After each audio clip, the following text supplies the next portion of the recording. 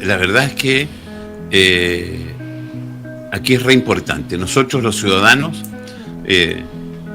tenemos la opción de usar el lápiz, ¿ok?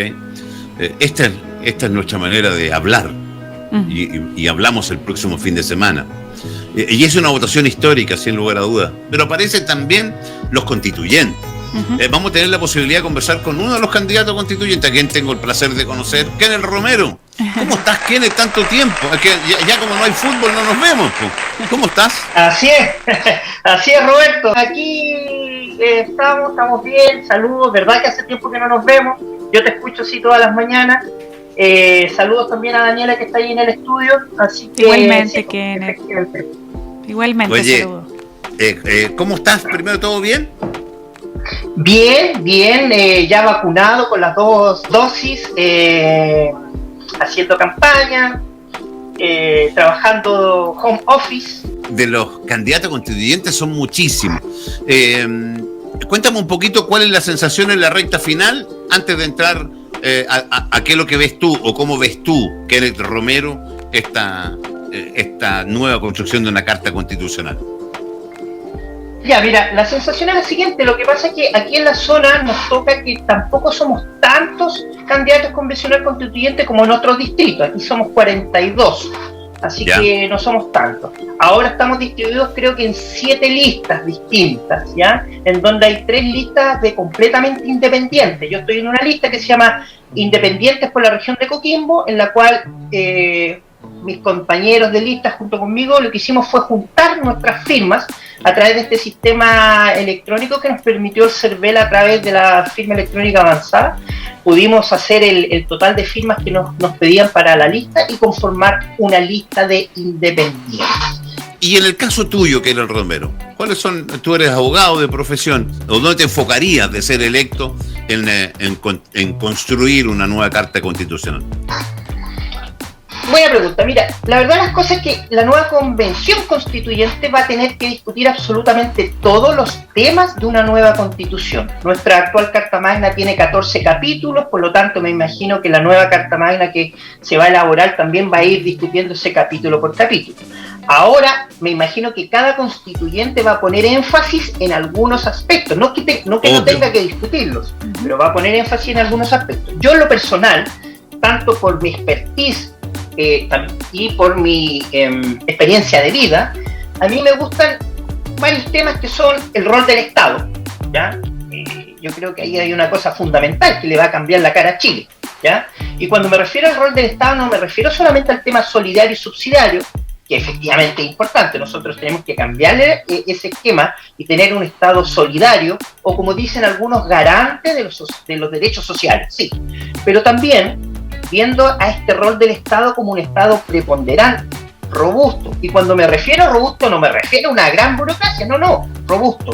¿En qué? En la recaudación de impuestos, en evitar, ¿cierto?, la elusión y evasión tributaria, en no permitir la colusión, carteles y monopolios. A eso me refiero también con el rol del Estado, ¿ya? No solamente al tema de solidaridad o subsidiariedad, y también en la relación con los particulares. Kenneth, no se debería partir por un Estado eficiente, por un Estado transparente, porque yo comparto contigo que claramente hay que evitar la ilusión, colusión y demás, pero lo que tenemos también, y estoy de acuerdo contigo, un Estado sólido, pero tenemos un Estado que es deficiente, donde la gente dice no se la pasea al Estado porque quizá en qué va a terminar, donde administra con grandes cantidades de gente, donde no es un buen administrador el Estado, no estamos hablando de gobiernos de turno, estamos hablando del Estado.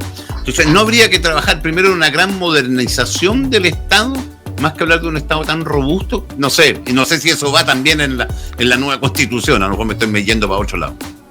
No, Roberto, tienes toda la razón, y eso también es un capítulo que tiene que ver con el gobierno central y los gobiernos regionales o interiores, sí. Yo creo que aquí también diste en el clavo en algo muy sensible que yo también lo he venido conversando. Cuando, por ejemplo, hay que mirar experiencias extranjeras, por supuesto que sí. Por ejemplo, Alemania, cuando cambia un gobierno, cambia alrededor del 15% de la administración pública. ¿Y eso qué hace? Que le da estabilidad a la administración pública y le da un grado de eficiencia y profesionalismo. ¿Qué pasa en Chile? Cambia un gobierno, se transforma en un botín de guerra y cambiamos como al 40% de la administración pública porque cada candidato debe cumplir con todas las promesas partidarias que tiene, ¿cierto? Y eso, Roberto, lo que nos hace ineficientes, con grados de corrupción. Entonces, obviamente, eso sí tiene que cambiar y va de la mano con el tema del rol del Estado. Muy buena pregunta, Roberto. Puntito para ti. Oye, Kenneth, justamente lo que tú has conversado es muy importante y muy interesante. Y si tú fueses electo como constituyente, ¿tú trabajarías para que nuestro país sea un sistema presidencialista como hoy día está presente, que dura 4 años y sin una posible reelección? ¿O te gustaría tal vez este semipresidencial, que exista un jefe de Estado, pero además que exista este primer ministro que tanto se habla? O también una tercera alternativa sería entregarles más facultades a los representantes del Parlamento. ¿Qué opinión tienes tú al respecto? La opinión mía es que a mí me encanta el sistema semipresidencialista con un primer ministro. ¿Y sabes por qué? Porque en los países que tienen esto le da gobernabilidad. No solamente a la administración del Estado, sino que al gobierno de turno. ¿Por qué? Porque el primer ministro elegido, en definitiva, dentro de las fuerzas que obtuvieron mayoría, ¿cierto?, en las elecciones, tanto parlamentarias, en las elecciones correspondientes. Y eso eficazmente le da gobernabilidad, porque si este primer ministro falla, como pasa en otros países, le cortan la cabeza y las fuerzas se ponen de acuerdo y eligen a un nuevo primer ministro para sacar adelante las tareas pendientes, como pasó en Inglaterra hace poco, ¿cierto? Sí, entonces, claro, a mí me encanta ese sistema, el sistema semipresidencialista con un primer ministro, me encanta. Pero para eso debemos avanzar culturalmente, si ese es el problema. ¿Unicameral, Kenneth Romero?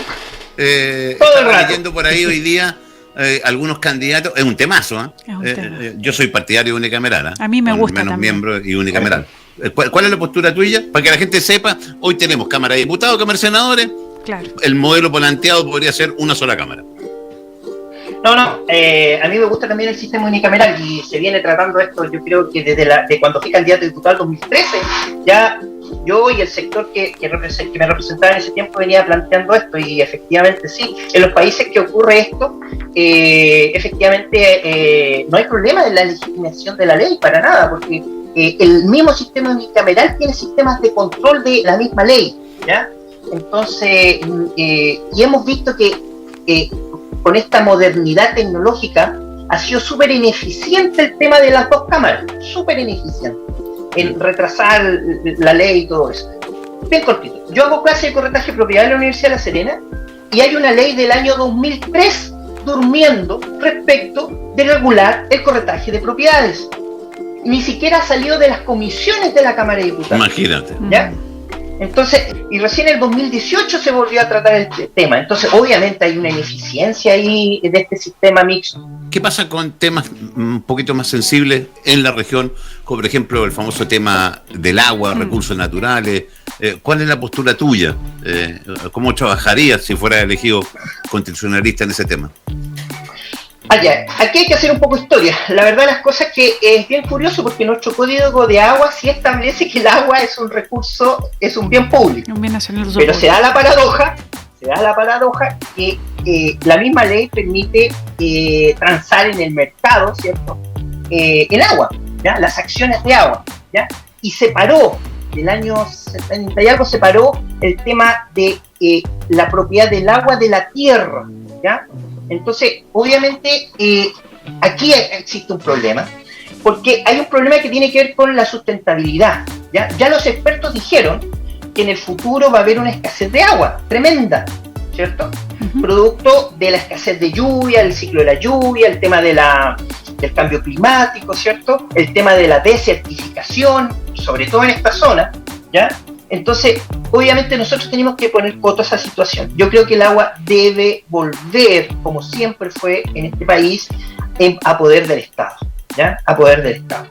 A través del sistema de concesiones, como era antiguamente, por supuesto que sí, pero no que alguien sea dueño del agua. Un particular no puede ser dueño del agua si es un bien O sea, común. en vez de derechos, sino concesiones de derechos de agua. ¿Eso es? Exactamente, así. Obviamente los agricultores, la misma minería, por supuesto que tienen que seguir ocupando seguramente este recurso hídrico, pero en una forma más responsable, más eficiente y con un control. Y con un control que sea el Estado. Y que la propiedad del agua sea del Estado. Cosa, por darte un ejemplo, así, yo siempre digo este ejemplo que ojalá nunca ocurra. Imagínate que un día ya no tenemos agua, ni siquiera para tomar, y el Estado sea capaz de caducar una concesión a una empresa minera. ¿Para qué? Para que la gente pueda tomar agua. ¿Qué es más importante, sacar minerales o tomar agua? Pero actualmente no podría ser eso, tendría que entrar a expropiar los derechos de agua de alguien para poder, en definitiva, poder disponer del recurso hídrico. Kenneth, y en ese sentido, ¿no será mejor tal vez también plantear una estrategia también de uso del agua? Porque y decir lo mismo, pero en el fondo no hay ni un candidato que hable el uso eficiente del agua, pero no, eso harina otro costal nomás. Claro, pero en el fondo también es importante establecerlo, sí, porque hablamos siempre ideológicamente del tema del uso, o sea, de que un bien nacional de uso público. Pero es que eso lo dice el Código Dani, de pero Agua. En la Constitución no está estipulado las medidas para usar eficientemente el agua. Por eso te digo. Entonces, ¿qué pasa?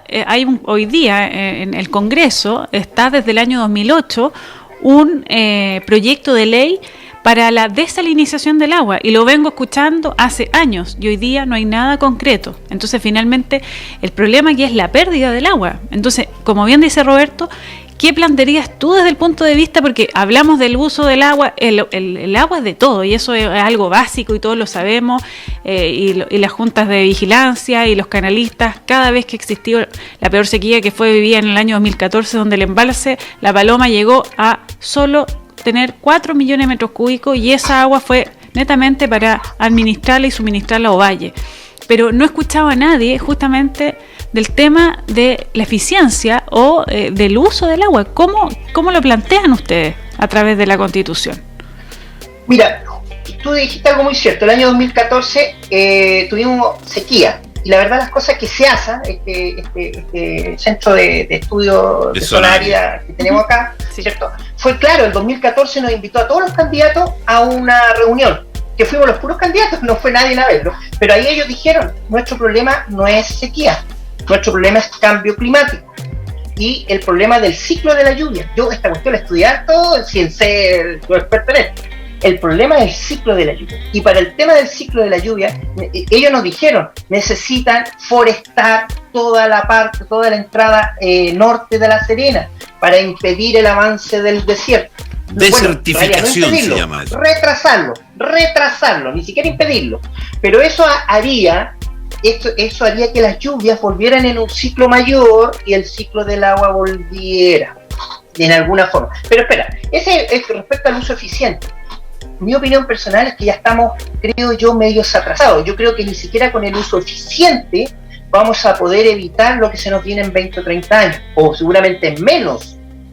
El otro día escuché a alguien en un estudio internacional que decía que el 2025 no sé cuántas millones de personas iban a vivir en zonas con escasez de agua. El 2025, es decir, en 4 años más. ¿Ya? Entonces, claro, yo sé que es bueno, sí es verdad que tenemos que hablar del uso eficiente del agua, pero parece que ya estamos medio atrasados con ese tema. Pero entonces usted es parte de caducar entonces las concesiones para poder entregar más agua. Sí, yo creo que es que es que aquí opera una lógica, y yo entiendo que tú digas seguramente tiene que ver con una ideología, sí puede ser, pero opera una lógica. ¿Alguien le podría caber en la mente de que el agua sea propiedad de alguien a través de las acciones de agua?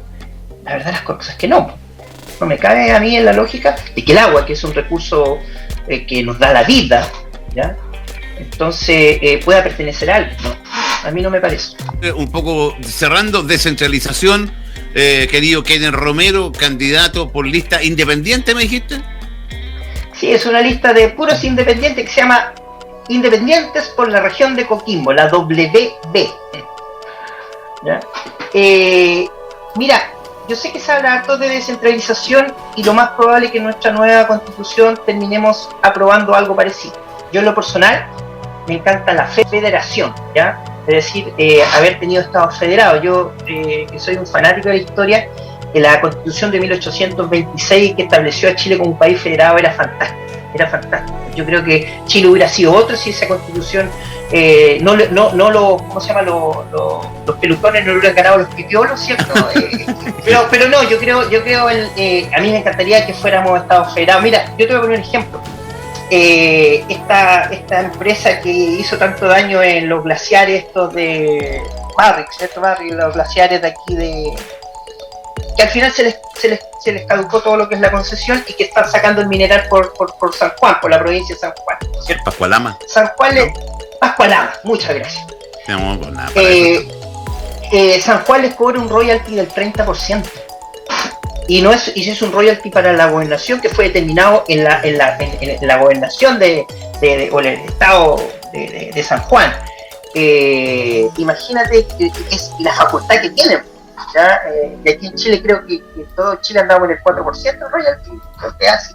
Entonces, la libertad que tienen, la autodeterminación de la zona. Por eso me encanta a mí el sistema federal. Yo la verdad las cosas que no he escuchado a más gente o de los candidatos a atreverse a hablar algo así, o un cambio tan radical y profundo en la administración nacional y regional del Estado, pero... Yo tampoco he escuchado hasta el momento a nadie hablar del Estado federado, fíjate, es el primero. Es el primero. Sí. Así que me pero parece sí, que una bandera de lucha interesante por lo demás. Querido Keller Romero, candidato, yo a todos les deseo la mejor de la suerte. Muchas gracias. Bueno, la verdad las cosas es que un saludo a todas y a toda la gente de esta región de Coquimbo, ¿cierto? La invitación es a creer en que efectivamente yo cuando partí esto lo hice por profundas convicciones personales. Creo que ya a la edad que tengo y a la preparación, tanto por mi profesión como por el hecho de hacer clases y ser docente, y por mi historia de vida en general, ¿cierto? Quiero estar preparado para enfrentar este desafío y ser un aporte real a la redacción de la nueva constitución política de nuestro país. Que la verdad de las cosas, y siempre lo digo, si no nos queda bien esta constitución, va a desilusionar a mucha gente. Y lo que va a pasar 3 o 4 años después, si no establecemos una constitución que efectivamente le cambie la cara a Chile, se nos van a venir problemas peores. Y es por eso que tenemos que asegurarnos de que las personas que estemos en la nueva convención constitucional sean no solamente los más capaces, sino los que tengan las mejores ideas, los que representen a los distintos sectores, ¿cierto? Y sensibilidades de la nación. Ahí tenemos que estar todos y todas para redactar una nueva constitución política y yo los invito a creer en mí. Keller Romero, un abrazo grande, que le vaya muy bien, pues. Muchas gracias, Roberto. Chau, chau. Kenneth Romero, abogado y docente. Juntos construyamos el futuro.